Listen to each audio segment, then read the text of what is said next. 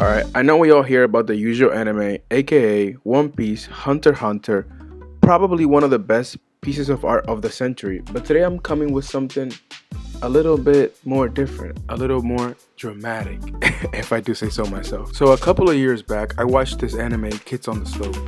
It's a coming of age story about three teenagers and the connection they built through music, which in this case, it's jazz.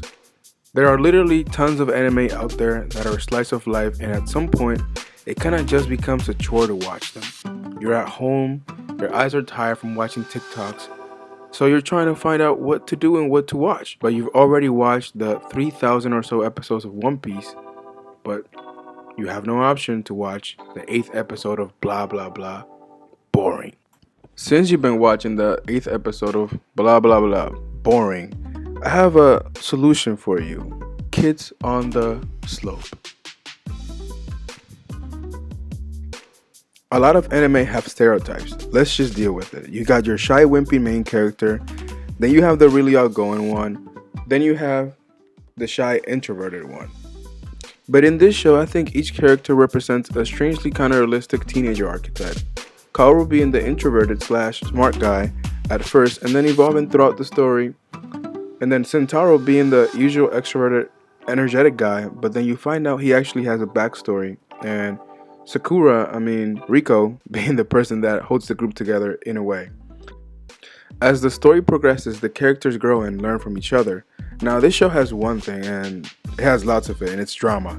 It has lots of drama. There are literally all sorts of connections between the characters, and some of these connections are broken, while other connections are made strong. Let's just be real. Sometimes anime just doesn't feel realistic. You got explosions here, explosions there, pirate ships, all types of craziness going on, and so on and so forth. But that's not really the case for this anime on a lot of things. In this anime, there isn't really an end goal. The characters don't have the desire to, win a competition or get first place in whatever. The characters just live. They all have their personal problems, and they all try to deal with them in various ways.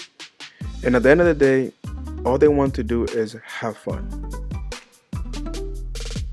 Now, the quality of music in this show is indeed exceptional, ranging from them just practicing to the music that accompanies each scene. But what really drives this show home is the characters and the story. So let's talk about it.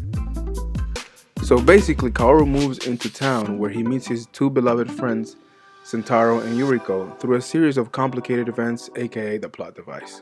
So he starts playing jazz with Sentaro and the group in Yuriko's basement shortly after meeting them, which, everyone does that.